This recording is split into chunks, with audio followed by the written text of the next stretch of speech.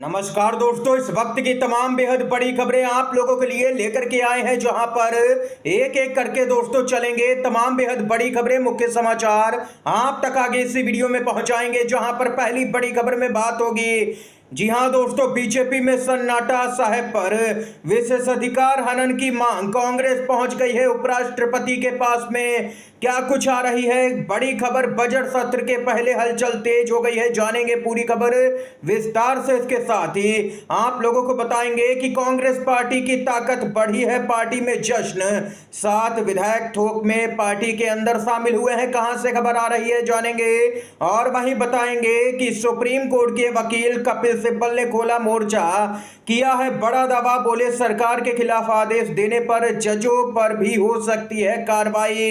नए कानूनों का किया है जमकर के विरोध, कपिल सिब्बल ने। बताएंगे क्या कुछ कहना है। इतना ही नहीं, जी हां दोस्तों, दुनिया के सबसे बड़े बिजनेसमैन और सबसे अधिक यहां पर अमीर एलन मस्क ने एक बार फिर से ईवीएम के खिलाफ मोर्चा खोल दिया है। बोले बैलेट पेपर से हो सारे चुनाव। जी हां दोस्तों, जानेंगे क्या कुछ कहना है। एक बार फिर से ईवीएम का मुद्दा गर्मा गया है। एलन मस्क ने एक बार फिर से मोर्चा खोला है दोस्तों। हर खबर आप तक पहुंचाएंगे, लगातार बने रहिएगा। खबरों की तरफ बढ़ने से पहले अगर आप लोग भी दोस्तों खुले तौर पर बैलेट पेपर के जरिए मतदान के समर्थन में खड़े हैं तो अभी इस वीडियो को लाइक कीजिएगा दोस्तों, और कमेंट बॉक्स में #वी सपोर्ट बैलेट पेपर जरूर ही कमेंट कीजिएगा। पहली बड़ी खबर बताते चलें, एक बार फिर से एलन मस्क ने ईवीएम के खिलाफ में मोर्चा खोला है। एलन मस्क ने ट्वीट किया और कहा कि इलेक्ट्रॉनिक वोटिंग मशीनें और डाक से भेजी गई कोई भी चीज बहुत ही जोखिम भरी है। हमें केवल कागजी मतपत्रों और व्यक्तिगत मतदान को अनिवार्य बनाना चाहिए। इसी साल अमेरिका के अंदर यहां पर राष्ट्रपति का चुनाव होना है, उससे पहले वहां पर भी ये मुद्दा काफी गरमाया हुआ है। और एलन मस्क लगातार यहां पर यही बात को दोहरा रहे हैं कि ईवीएम मशीन हैक की जा सकती है। लगातार वो अपनी बात पर अड़े हुए हैं और उनका दो टूक कहना है कि हमें मतपत्रों से ही यहां पर किसी भी चुनाव की वोटिंग करानी चाहिए, तभी निष्पक्ष चुनाव हो सकेगा। आप लोग एलन मस्क के बयान से सहमत हैं या नहीं, कमेंट बॉक्स में हाँ या ना में जरूर ही बताइएगा। और ये भी बताइएगा कि आप लोग ईवीएम के जरिए वोटिंग के समर्थन में है या फिर बैलेट पेपर के। इसके साथ ही एक और अपडेट की तरफ दोस्तों बढ़ते हैं।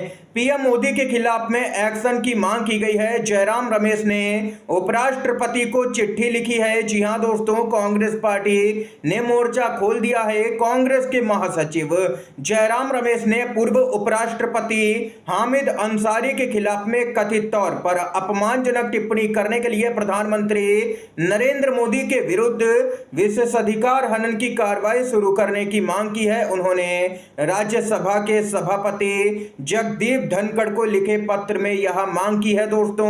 इतना ही नहीं, जो अगली खबर आ रही है वो तो यहां पर बेहद ही चौंकाने वाली खबर है। जी हां दोस्तों, सूत्रों ने दावा किया है यहां पर, और बताते चलें कि जम्मू कश्मीर के एलजी मनोज सिन्हा के बेटे की सगाई फरवरी में दिल्ली में हुई। समारोह में करीब 125 बड़े लोग शामिल हुए।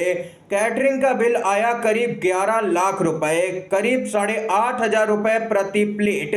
ये बिल यहां पर जम्मू कश्मीर सरकार से भरवा दिया गया है, यानी कि जो यहां पर मनोज सिन्हा के बेटे की सगाई हुई उसका बिल यहां पर भरा गया है सरकारी खजाने से। अब इसकी शिकायत यहां पर पीएमओ तक पहुंच गई है।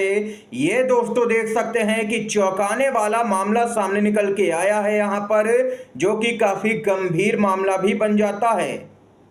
बड़ी खबर आ रही है, 1 जुलाई से पूरे देश में लागू हुए 3 नए आपराधिक कानूनों का लगातार यहां पर विरोध हो रहा है। इसी क्रम में राज्य कर सकते हैं नए कानूनों में संशोधन। तमिलनाडु के मुख्यमंत्री के फैसले की सराहना कर बोले हैं पी चिदम्बरम। जी हां दोस्तों, बताते चलें, कांग्रेस के नेता पी चिदम्बरम ने 3 नए आपराधिक कानूनों में राज्य विशिष्ट संशोधनों का सुझाव देने के लिए एक समिति नियुक्त करने के तमिलनाडु सरकार के फैसले का स्वागत किया है। उन्होंने कहा है कि आपराधिक कानून संविधान की एक समवर्ती सूची का विषय है, जो राज्यों को नए कानून में संशोधन करने के लिए सक्षम बनाता है। ये बात यहां पर पी चिदम्बरम ने कही है, पूर्व केंद्रीय मंत्री हैं। इतना ही नहीं, कपिल सिब्बल ने तो यहां तक दावा कर दिया है और बेहद ही गंभीर आरोप भी लगा दिए हैं। नए आपराधिक कानून के अनुसार अगर किसी जज ने सरकार के खिलाफ में फैसला दिया तो सरकार उस जज को 7 साल के लिए जेल में भी डाल सकती है। ये कपिल सिब्बल ने यहां पर दावा किया है। और वहीं सोशल मीडिया पर एक यूजर ने कपिल सिब्बल के दावे पर कहा कि अगर सीजीआई डीवाई चंद्रचूड़ जी ने इस कानून को मान्यता दे दी तो देश की हालात यहां पर अंग्रेजों और मुगलों के राज्य से भी बुरी हो जाएगी। ये यहाँ पर दोस्तों देख सकते हैं कि सोशल मीडिया के यूजर्स भी अपनी अलग अलग तरीके की राय सामने रख रहे हैं और लगातार विरोध कर रहे हैं। इसके साथ ही दोस्तों आप लोग यहाँ पर अपनी राय भी बताइएगा खबर को लेकर के। इसके साथ ही एक और अपडेट आ रही है, कांग्रेस पार्टी में जश्न। जी हाँ दोस्तों, चुनाव के बाद लगातार कांग्रेस पार्टी की ताकत बढ़ती जा रही है। बीआरएस के 7 विधायक कांग्रेस पार्टी में एक साथ शामिल हुए हैं। तेलंगाना में लगातार शामिल हो रहे हैं दूसरी पार्टी के नेता कांग्रेस में, यानी कि दोस्तों लगातार कांग्रेस की ताकत तेलंगाना के अंदर बढ़ती जा रही है। इसके साथ ही एक और जो बड़ी खबर आ रही है बताते चलें, रायबरेली पहुंचे हैं नेता विपक्ष राहुल गांधी। जी हाँ दोस्तों, एम्स का दौरा किया है राहुल गांधी ने वहां पर और कार्यकर्ताओं से मुलाकात की है और इसके साथ ही आम जनता से भी राहुल गांधी ने मुलाकात की है, उनके समस्याओं को सुना है।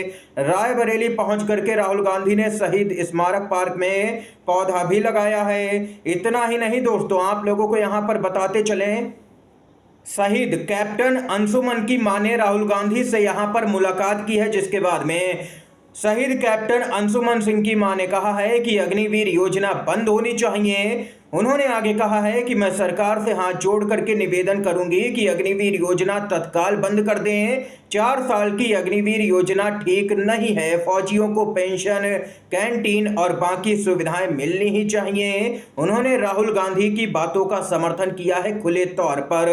यानी कि दोस्तों अब लगातार अग्निवीर का मुद्दा गर्माता जा रहा है और इसको रद्द करने की मांग तेज हो गई है। इसके साथ ही दोस्तों एक और बड़ी खबर की तरफ बढ़ते हैं, अब नहीं चलेगी जियो की मनमानी। जी हां दोस्तों, बीएसएनएल लगातार आगे बढ़ रहा है। बताते चलें कि सोशल मीडिया पर लगातार बीएसएनएल को लेकर के कई ट्रेंड जारी हैं और लोग यहां पर अपील कर रहे हैं लोगों से कि बीएसएनएल में पोर्ट करवाएं अपना सिम। एक ही दिन में लाखों सिम पोर्ट हो गए हैं। पूरे भारत में जियो को बड़ा झटका लगा है। लगातार यहां पर लूट की जा रही है, रिचार्ज के दाम बढ़ाए जा रहे हैं, जिससे जनता में आक्रोश और भी बढ़ गया है। इन दिनों लाखों सिम बीएसएनएल में पोर्ट हो रही हैं। अब बाजार में जियो, एयरटेल और वीआई का बीएसएनएल बाप बनता हुआ नजर आ रहा है। बीएसएनएल एक सरकारी कंपनी है, इसको लगातार यहां पर कमजोर किया गया और प्राइवेट कंपनियों को प्रमोट किया गया, ऐसा कांग्रेस पार्टी आरोप भी लगा चुकी है केंद्र सरकार पर। लेकिन अब यहां पर सोशल मीडिया पर जो ट्रेंड चल रहे हैं बीएसएनएल को लेकर के, उसके बाद में इसका असर भी देखने को मिल रहा है। लाखों लोग यहां पर बीएसएनएल का सिम ले रहे हैं, जो कि जियो के लिए एक तगड़ा झटका साबित हो रहा है। इसके साथ ही दोस्तों एक और बड़ी खबर की तरफ बढ़ते हैं, यूपी के अंदर 10 सीटों पर उपचुनाव होना है। खबर है कि समाजवादी पार्टी ने कांग्रेस के सामने महाराष्ट्र में 12 व हरियाणा में 5 विधानसभा सीटें देने की मांग रख दी है, जिसके बदले में वह कांग्रेस को यूपी विधानसभा उपचुनाव में 2 सीटें दे सकती है। ये यहां पर सूत्रों ने दोस्तों बड़ी जानकारी दी है, यानी कि एक हाथ से दे दूसरे हाथ से ले, ये वाला फार्मूला समाजवादी पार्टी ने यहां पर अपनाया है। यूपी में 10 सीटों पर उपचुनाव होना है। भाजपा की करारी हार 10 सीटों पर देखने को मिल सकती है, क्योंकि हाल ही में जो नतीजे आए हैं लोकसभा चुनाव के, उसके बाद में भाजपा की स्थिति और भी खराब हो चुकी है राज्य के अंदर। इसके साथ ही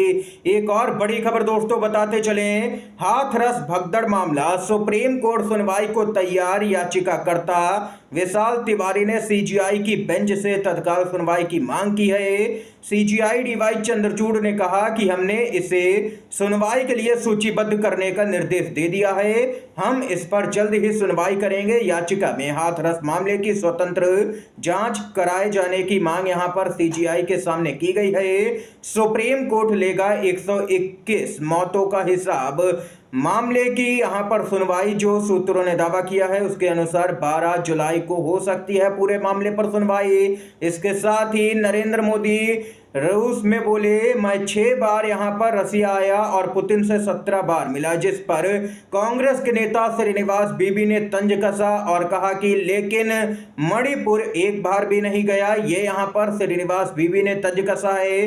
नरेंद्र मोदी के पास में लगातार विदेश जाने का टाइम है, हर चीज करने का टाइम है, लेकिन मणिपुर जाने का टाइम नहीं है, उनके पास में समय नहीं है। राहुल गांधी हिंसा होने के बाद में तीसरी बार मणिपुर का दौरा कर चुके हैं, लेकिन पीएम मोदी आज तक मणिपुर नहीं गए हैं हिंसा होने के बाद में, जिसको लेकर के राहुल गांधी और पूरी कांग्रेस पार्टी हमलावर नजर आती है। दोस्तों, इस समय की सभी बड़ी खबरें थी, हमने आप तक पहुंचाई। वीडियो अगर पसंद आया हो तो लाइक कीजिएगा, शेयर कीजिएगा। आप सभी का बहुत बहुत धन्यवाद। जय हिंद, जय भारत।